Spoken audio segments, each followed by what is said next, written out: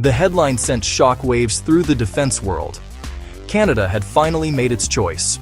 After years of delays, debates, political maneuvering, Ottawa had seemingly picked its next-generation fighter jet. And it wasn't the American F-35. Canada had chosen the Saab Gripen E, the Swedish jet. America feared most. This was a stunning development. It could reshape North American air defense and challenge the dominance of the F-35 program. A key NATO ally, a partner in NORAD, was turning its back on the premier American fighter for a European alternative. The implications were immense. Alliances, interoperability, the future of air power on the continent. A major victory for Saab, a significant blow to Lockheed Martin. For years, the F-35 was billed as the undisputed future of Allied air forces, a fifth-generation marvel, designed for total battlefield awareness and survivability. The Gripen is a different kind of fighter, nimble, affordable, easier to maintain. For Canada to select Gripen would say the F-35's cost and logistics were too much. It would tell other nations viable alternatives exist, potentially unraveling the F-35 global partnership. The story spread like wildfire. Canada, deeply integrated with the US military, was charting its own course. The choice would validate Gripen E's design philosophy. Rapid deployment from austere airfields, lower operational costs. A massive boost for Sweden's defense industry, proving it could beat American giants. A powerful underdog narrative with big geopolitical stakes. But did Canada really sign a deal? Initial reports painted a definitive, game-changing decision.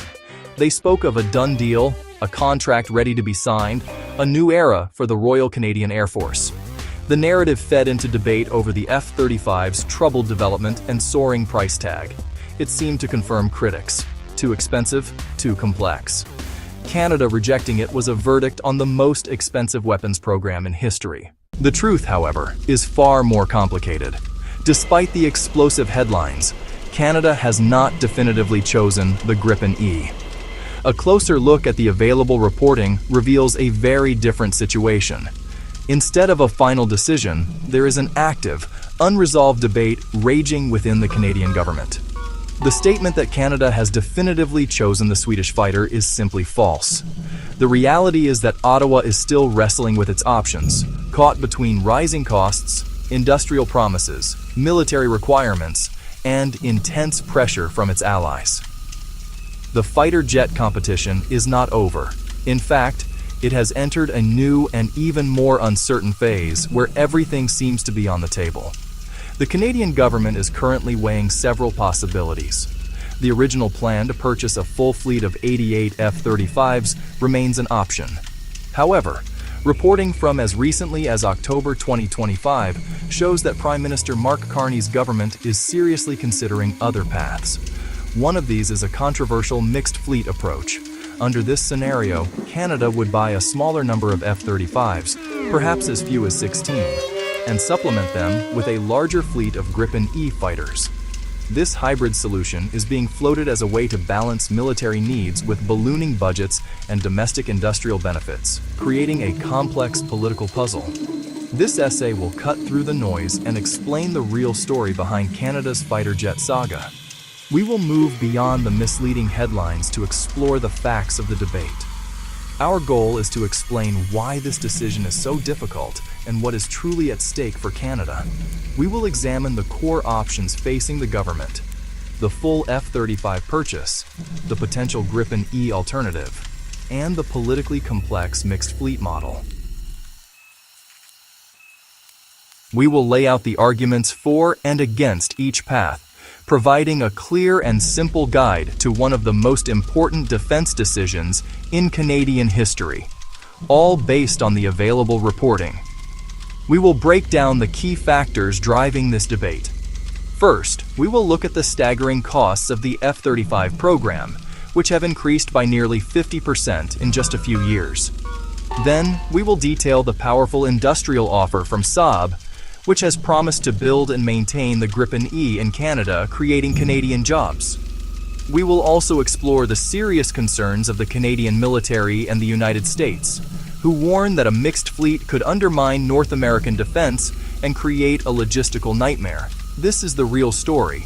Not a simple choice, but a complex web of trade-offs involving money jobs, national security. Table of contents, Part 2, Act 1. The options and the debate, about 3 sections. Section 1. The status quo. 88 F-35s. Section 2. The Swedish alternative. A full Gripen E fleet. Section 3. The hybrid path. A mixed fleet of F-35s and Gripens. The first and, for a long time, the only official option on the table was the full purchase of 88 Lockheed Martin F-35A Lightning II fighter jets. 88 jets.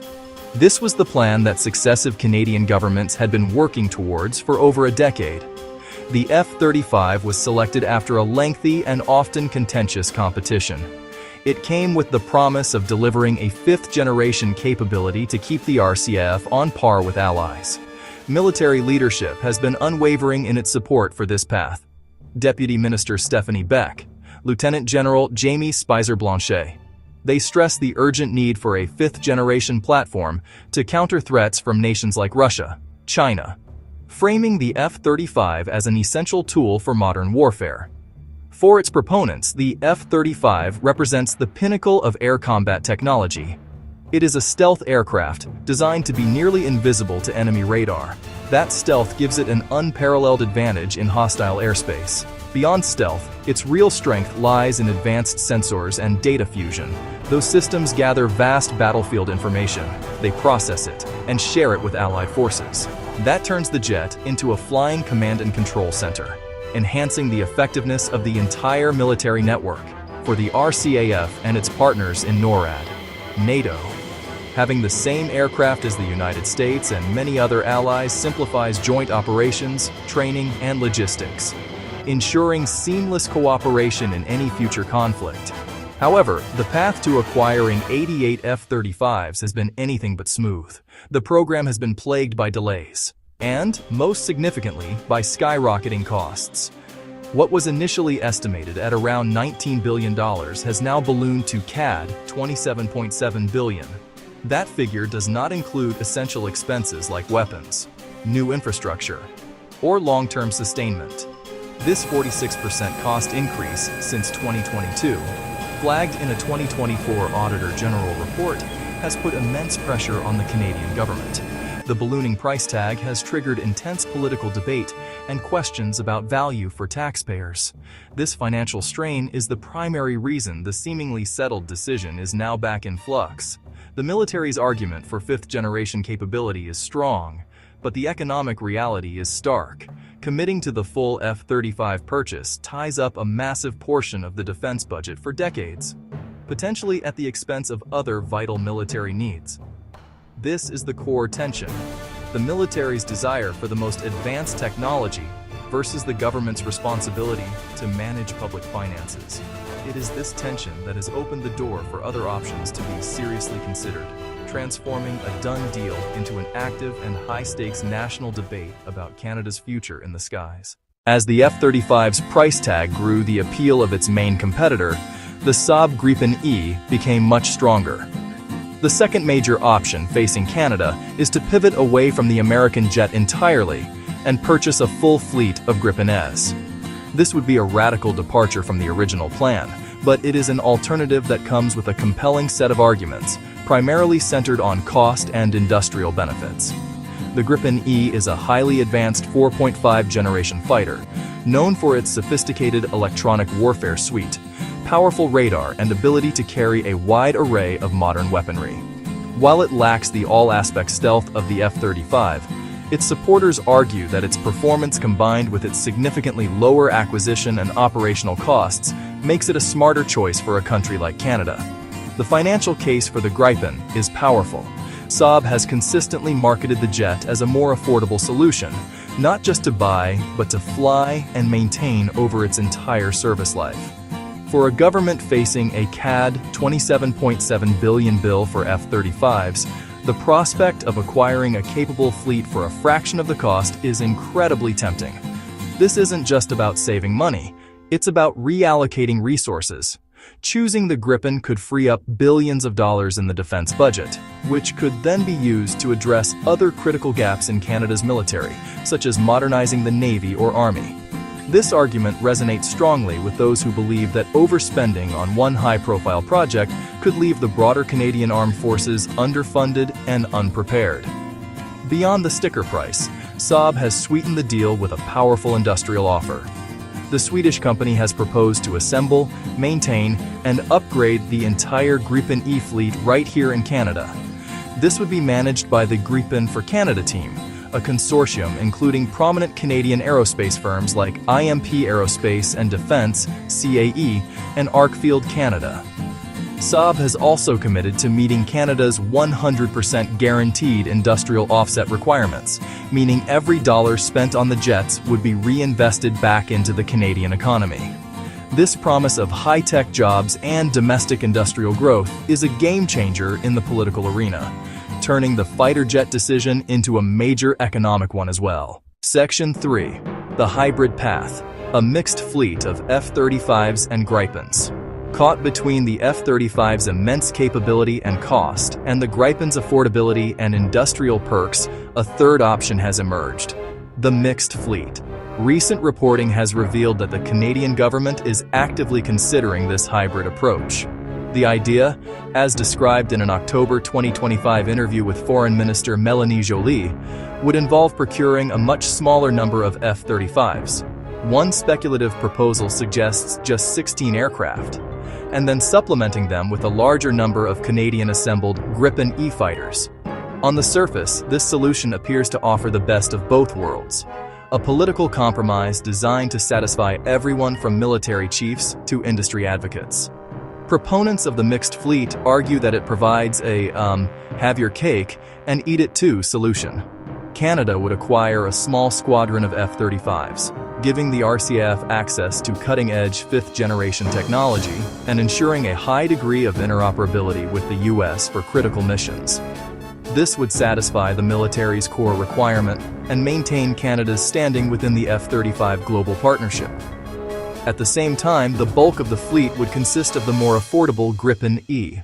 This would keep overall program costs down while delivering the industrial benefits and jobs promised by Saab's Canadian assembly offer, a major political win. This approach is being floated as a clever negotiating tactic. By seriously entertaining a Gripen purchase, Prime Minister Mark Carney's government puts pressure on Lockheed Martin. Ottawa could leverage the threat of a mixed fleet to obtain further concessions, potentially securing a better price or more industrial guarantees in exchange for sticking with the full 88-fighter contract. It becomes a high-stakes game of chicken, forcing both manufacturers to put their best offers on the table. However, this hybrid model is fraught with serious complications. The U.S. ambassador to Canada, Pete Hoekstra, has warned a mixed fleet would make NORAD interoperability more difficult. Internally, the RSAF cautioned such a fleet would impose severe operational and logistical burdens. Canada would need to establish and run two entirely separate pilot training pipelines, two different sets of simulators, and two distinct maintenance and supply chains. This duplication could be incredibly expensive and inefficient, potentially negating upfront savings and undermining readiness.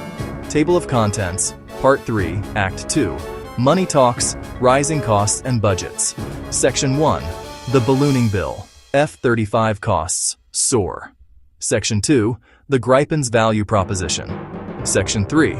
Budgets, Trade-offs, and Political Pressure. Section 1. The Ballooning Bill. F-35 Costs Soar.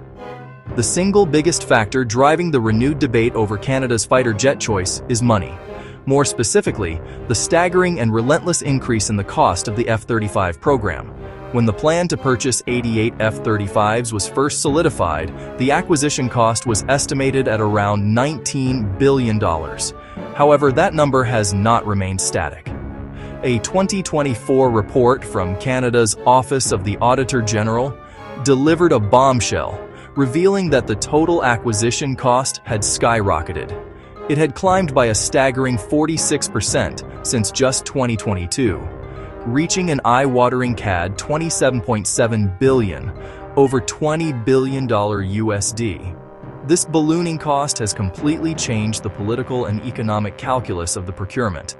It has transformed the F-35 from a high-end but manageable purchase into a fiscal behemoth that threatens to consume an ever larger share of the national defense budget.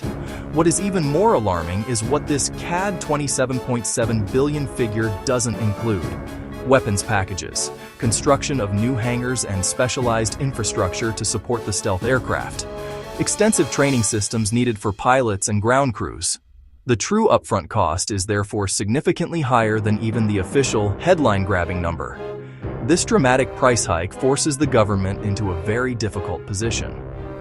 Continuing with the full F-35 purchase as planned means accepting a cost that is nearly 50% higher than what was anticipated just a few years ago.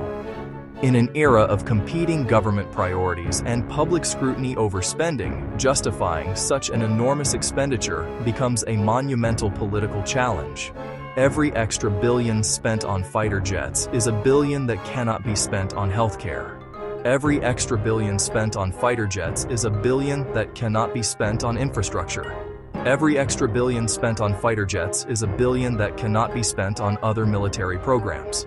This financial reality has forced the government's hand, compelling them to look for ways to mitigate the fiscal damage. Gripen E mixed fleet concept. The problem extends far beyond the initial purchase price.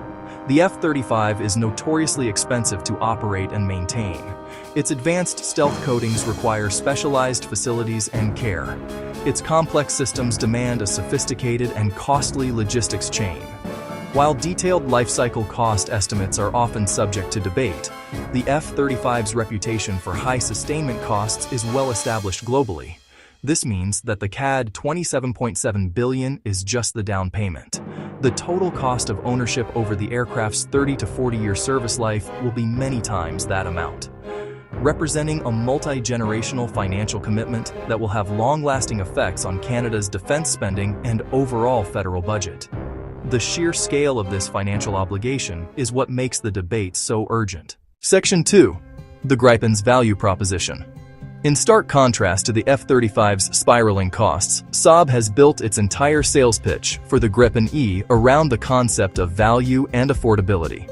The Swedish fighter is presented not just as a capable military asset, but as a fiscally responsible choice. While it may not possess the all-aspect stealth of its American competitor, its proponents argue that it delivers a disproportionately high level of performance for its cost. The Gripen E is designed from the ground up for efficiency, both in terms of its initial acquisition price and, crucially, its long-term operational and sustainment expenses. This focus on lower lifecycle costs is a powerful draw for any government facing the sticker shock of the F-35 program. The Gripen E's design philosophy emphasizes ease of maintenance and rapid turnaround. It is engineered to be operated by smaller ground crews and can be refueled and rearmed in minutes, allowing for a much higher sortie generation rate. Unlike the F-35, it does not require specialized, climate-controlled hangars and can be serviced in more austere conditions, a significant advantage for a country with Canada's vast and often harsh geography. These design features translate directly into lower day-to-day running costs. Fewer maintenance personnel, less complex logistical needs, and lower fuel consumption all add up to substantial savings over the lifetime of the fleet, making the total cost of ownership far more predictable and manageable. This value proposition is the cornerstone of Saab's campaign in Canada.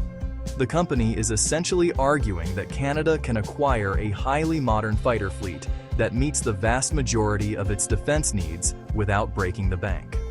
By choosing the Gripen, the argument goes, the Canadian government could save billions on the initial purchase and billions more over the subsequent decades of operation. This financial breathing room is presented as a strategic advantage in itself. Those saved funds could be reinvested into other critical areas of the Canadian Armed Forces, such as modernizing the Royal Canadian Navy's aging frigates or upgrading the Army's ground vehicle fleet, leading to a more balanced and capable military overall. The affordability argument is further bolstered by Saab's industrial promises. By offering to assemble the jets in Canada, the company ensures that a significant portion of the acquisition cost flows directly back into the Canadian economy in the form of high-tech jobs and supply chain development. This transforms the purchase from a simple foreign military sale into a domestic economic stimulus project. For politicians, this is an incredibly appealing package. A capable fighter jet that is cheaper to buy and fly, and which also creates Canadian jobs. It is this combination of operational affordability and direct industrial benefit that makes the Gripen E such a compelling alternative and a serious threat to the F-35's dominance in the competition. Section 3. Budgets, trade-offs, and political pressure. The stark difference in cost between the F-35 and the Gripen E forces a difficult conversation about budget trade-offs. The decision is no longer simply about which jet is better in a purely technical sense. It is about what Canada can realistically afford and what priorities it must balance. Committing to the full fleet of 88 F-35s at their current price of CAD $27.7 billion, plus lifetime sustainment costs, would lock in a massive multi-decade expenditure. This would inevitably squeeze other parts of the defense budget. Military planners would have to make tough choices, potentially delaying or canceling other vital projects, new naval vessels, Army modernization programs, simply to pay the bill for the Air Force's new jets. This creates intense internal pressure within the Canadian Armed Forces and the Department of National Defense.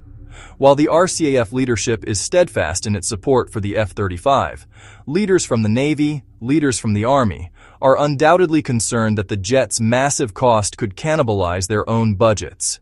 This is the classic hollow force dilemma, possessing a cutting-edge fighter fleet while the rest of the military withers from a lack of funding.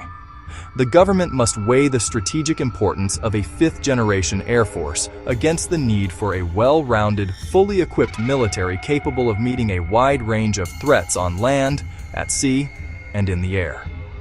Beyond the military, there is immense political pressure to demonstrate a clear return on investment for Canadian taxpayers. Spending nearly $28 billion on foreign-built military hardware is a tough sell, especially when domestic industries are hungry for work.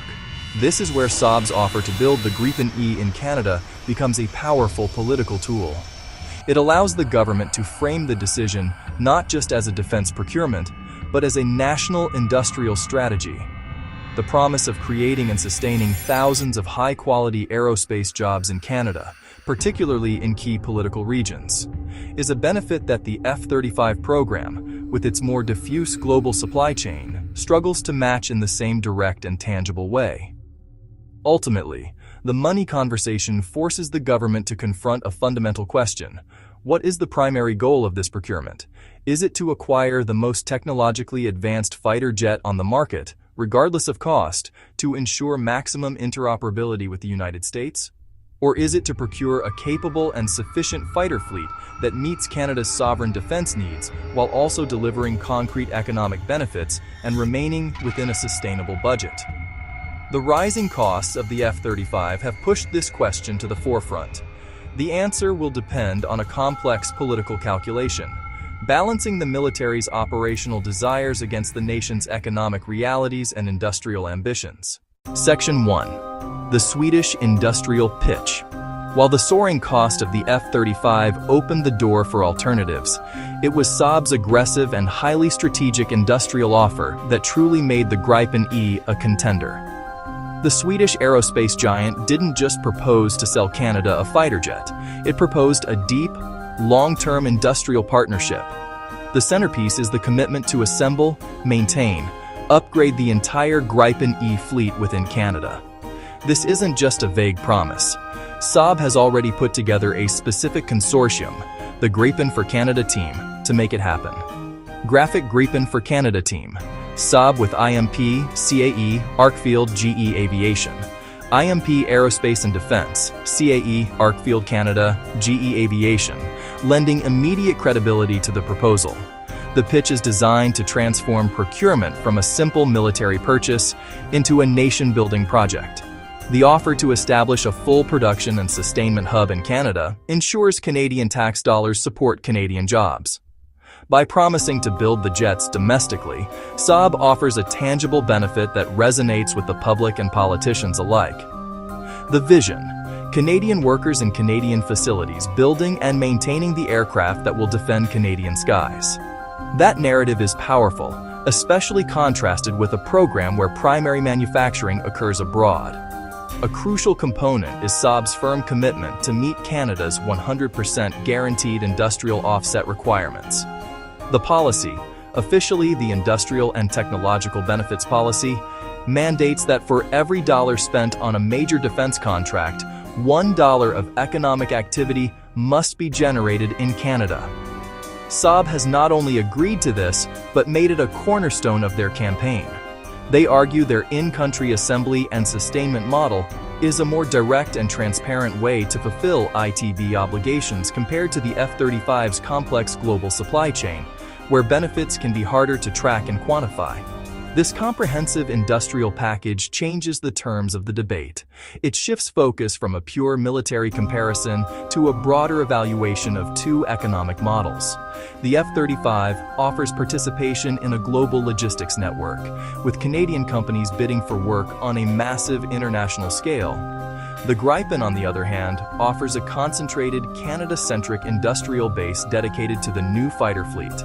For a government justifying a multi-billion-dollar expenditure, Saab's guaranteed, direct, highly visible industrial return is an attractive proposition that's hard to dismiss. Section 2. The politics of jobs and assembly lines.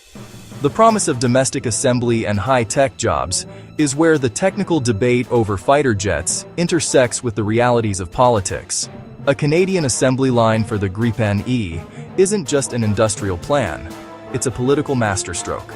Such a facility would create thousands of jobs, well-paying, skilled jobs, not just in final assembly, but also throughout a new domestic supply chain. These jobs would likely be concentrated in specific regions, creating powerful local constituencies with a vested interest in the Gripen's success. For any sitting government, announcing a new aerospace hub is a massive political victory, generating positive headlines and goodwill in key electoral districts. This factor fundamentally alters the political calculation for Prime Minister Mark Carney's government. Choosing the F-35 means defending a decision based on complex arguments about fifth-generation capabilities and alliance interoperability. Choosing the Gripen, or a mixed fleet including it, allows the government to point to concrete, tangible benefits: new factories, new jobs, and direct investment in Canadian communities. As Foreign Minister Melanie Joly highlighted in an interview, the fact that Saab has offered to assemble the Gripens in Canada adds significant industrial value. This is political shorthand for an outcome that is easy for voters to understand and appreciate: a clear return on their tax dollars. Furthermore, the promise of a sovereign production and maintenance capability has strategic appeal beyond just jobs. Having the ability to maintain and upgrade its own fighter fleet within its borders gives Canada greater control over its defense assets. It reduces reliance on foreign supply chains and political goodwill, a lesson many nations have learned in an increasingly unstable world. This argument for sovereign control resonates with a strain of Canadian political thought that prioritizes independence and self-sufficiency. A Canadian-built and maintained fleet is seen as a way to bolster national pride and ensure the Royal Canadian Air Force can act without external constraints, adding another layer to the Gripen's appeal. The political power of this industrial offer puts immense pressure on Lockheed Martin and the proponents of the F-35. While the F-35 program does provide significant work for over 100 Canadian companies, these benefits are distributed across a global enterprise. It is a much more complex and less visible story to tell than the straightforward promise of a new final assembly line in Montreal or Halifax. Saab's offer forces the F-35 camp to counter not just on technical merit, but on the political ground of jobs and regional economic impact, a much more difficult battle to win in the court of public opinion. While the industrial benefits proposed by Saab are undeniably attractive, they must be weighed against the technical and operational questions that a non-American fighter introduces. Voiced repeatedly by Canadian military leadership and by U.S. officials, the primary concern is interoperability. North American air defense is built on the seamless integration of Canadian and American forces through NORAD. The F-35 was designed from the ground up to be the backbone of this integrated network, sharing data effortlessly with U.S. assets. Diagram: a diagram showing a complex network of F-35s seamlessly sharing data, with a separate Gripen E trying to connect to the network through a less direct link. A Gripen fleet, even a NATO-compatible one, would not have this same native level of integration, potentially creating communication gaps or, seams in the defense shield that adversaries could exploit. This introduces a significant element of risk. The gains in domestic jobs and industrial sovereignty must be balanced against the potential loss of operational synergy with Canada's most critical ally. U.S. Ambassador Pete Hoekstra's warning against a mixed fleet was not just a diplomatic suggestion, it was a clear signal that a Gripen purchase could complicate the decades-old defense relationship. Military planners must consider whether the challenges of integrating a European jet into a North American command and control structure are worth the economic benefits. The RCAF has already cautioned that this would impose severe burdens, suggesting the operational cost could be very high. Furthermore, there is the question of long-term viability and development. The F-35 is backed by the colossal budget of the U.S. Department of Defense and a consortium of powerful allies. This ensures a continuous path of upgrades and technological evolution for decades to come. By plugging into this ecosystem, Canada guarantees its fighter fleet will remain at the cutting edge. Opting for the Gripen means tying its fortunes to a smaller program with fewer international partners.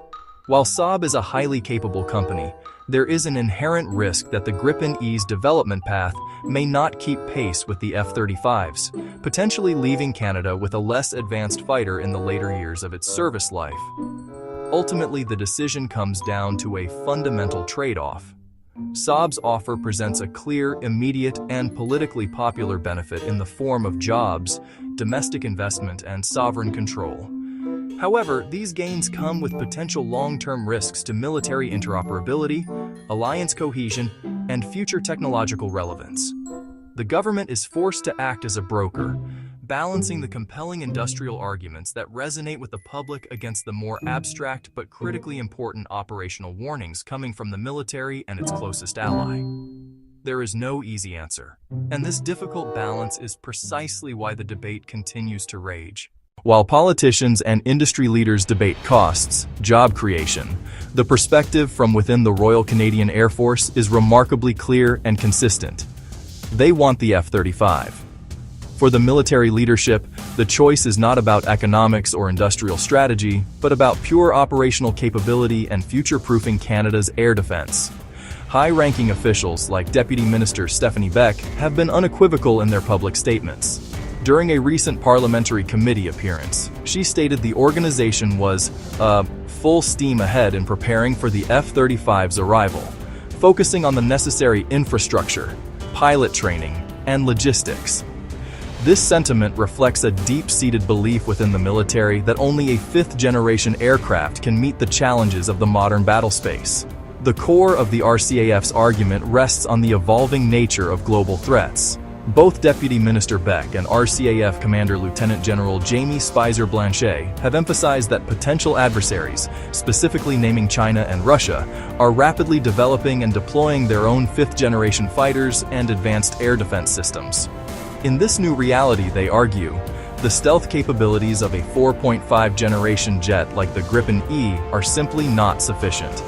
The F-35's ability to penetrate contested airspace undetected is seen as a non-negotiable requirement for pilot survivability and mission success. As Beck bluntly put it, the importance cannot be overstated of having a fifth-generation aircraft because that's what our adversaries have.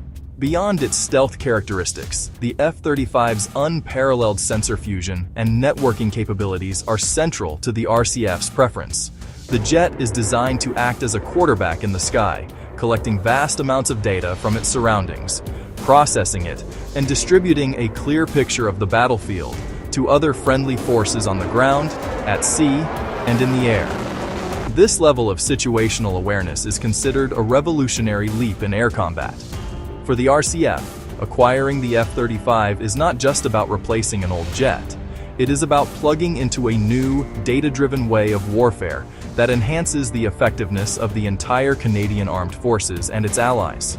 This strong preference from the military leadership creates a direct conflict with the political appeal of the Gripen and the mixed fleet option. The men and women who will actually have to fly and maintain these jets are prioritizing technological superiority and interoperability above all else. They have cautioned that the operational burdens of a mixed fleet, running two separate training pipelines, supply chains, and maintenance depots, would be a logistical nightmare. This would create inefficiencies that could ultimately undermine readiness and combat effectiveness. Their message is clear. For the sake of military capability, a single unified fleet of the most advanced aircraft available is the only sensible path forward. The debate over Canada's fighter jet choice extends far beyond its own borders, directly impacting its most critical defense alliance. The United States has not been a silent observer in this process. U.S. officials have made their preference for the F-35 clear, framing it as a matter of continental security. The cornerstone of North American air defense is NORAD, a unique binational command structure that requires the seamless integration of Canadian and American air forces. For decades, this partnership has relied on both nations flying similar, highly interoperable aircraft. The F-35 is the designated future of the U.S. Air Force's fighter fleet, and Washington views Canada's adoption of the same jet as essential for maintaining that seamless integration. This concern has been voiced publicly. The U.S. Ambassador to Canada, Pete Hoekstra, has explicitly pushed back against the idea of a mixed RCAF fighter fleet. He warned that if Ottawa were to purchase a European combat jet like the Gripen, it would inevitably make interoperability within NORAD more difficult. While the Gripen is compatible with NATO standards, it was not designed from the ground up to integrate with the F-35's highly secure and complex data-sharing networks. This could create a two-tier system within NORAD. F-35s operate in one data ecosystem, Gripens operate in another, potentially creating dangerous communication seams that an adversary could exploit during a crisis. The practical burdens of integrating a second fleet type are a major source of U.S. concern. The RCAF has already warned internally about the immense logistical challenges. A mixed fleet would require two distinct pilot training pipelines, meaning Canadian pilots couldn't easily switch between aircraft.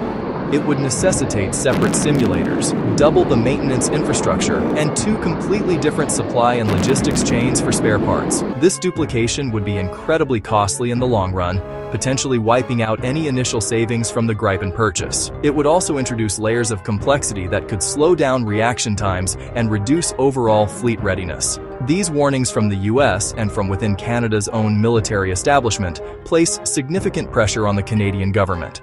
Choosing the Gripen E, either as a full fleet or as part of a mixed one, would be seen as a move that prioritizes domestic industrial benefits over the cohesion of the NORAD alliance. It would force Canada to invest heavily in bridging the technological gap between the Gripen and the F-35 network, an expensive and potentially imperfect solution. This alliance factor is a powerful counterweight to Saab's attractive industrial offer, forcing Ottawa to consider the serious geopolitical and operational consequences of diverging from its closest military partner. In the final analysis, despite the sensational headlines and swirling rumors, one fact remains clear. Canada has not definitively chosen the Saab Gripen E. The nation's fighter jet saga is far from over. A complex and ongoing debate, a high-stakes balancing act for Canada's air power. Ottawa is caught in competing priorities, forced to weigh the immense financial burden of the F-35 against the industrial promises of the Gripen. Not a simple choice between two jets, but a navigation through intricate trade-offs: money, jobs, military readiness, and NORAD interoperability. The controversy was ignited by the F-35's staggering cost, nearly CAD $28 billion before weapons or infrastructure. Alternatives became necessary to consider. Saab seized the opening with a value proposition: a capable, more affordable fighter, a Canadian assembly line, thousands of jobs, a guaranteed 100% industrial return. That domestic stimulus is politically potent. It resonates more than abstract fifth-generation warfare. But military leaders and U.S. officials warn Only the F-35's fifth-generation stealth and data fusion capabilities can meet future threats and protect pilots. They caution that a Gripen fleet, either as a full fleet or as part of a hybrid model, would create logistics headaches and harm interoperability with NORAD. Canada stands at a crossroads: economic and political benefits of a Swedish-Canadian partnership versus operational cohesion with North America. The responsible path is transparent, rigorous analysis, fully costed options, realistic evaluation of industrial promises, honest appraisal of long-term strategic risks. The final verdict is not written. The government must weigh costs versus capabilities, jobs versus interoperability, and decide what it values most for national defense. The facts, not the furor, must guide the way.